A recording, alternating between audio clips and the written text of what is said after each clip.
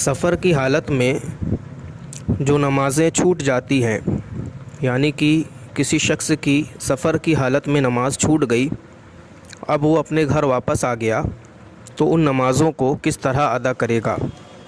آیا قصر کرے گا یا پھر پوری پڑھے گا؟ جواب سے رہنمائی فرما دی جائے۔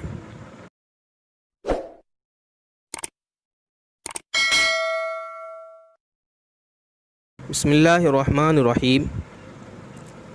اس مسئلے کے تعلق سے یہ چیز اچھی طرح ذہن نشین کر لیں کہ نماز جس طرح چھوٹتی ہے، یعنی کہ قضا ہوتی ہے، جب ان کو پڑھیں گے تو اسی طرح پڑھیں گے جس طرح وہ چھوٹی ہے اور قضا ہوئی ہے۔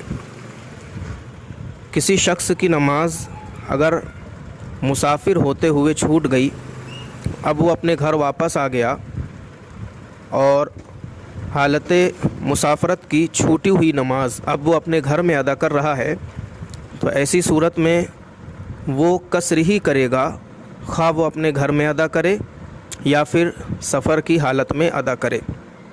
اسی طرح کسی شخص کی نماز حالت اقامت میں، یعنی گھر میں رہتے ہوئی چھوٹی ہے اور وہ مسافر ہونے کے بعد ان نمازوں کی قضا کر رہا ہے، تو پھر اس کے لیے ضروری ہوگا کہ جس طرح وہ گھر میں 4 رکعت نمازوں کی قضا کرتا، اسی طرح وہ مسافر ہونے کے بعد بھی ان نمازوں کی جب قضا کرے تو 4 ہی رکعت کرے، یعنی جس طرح حالت اقامت میں وہ پڑھتا اسی طرح حالت مسافرت میں پڑھے۔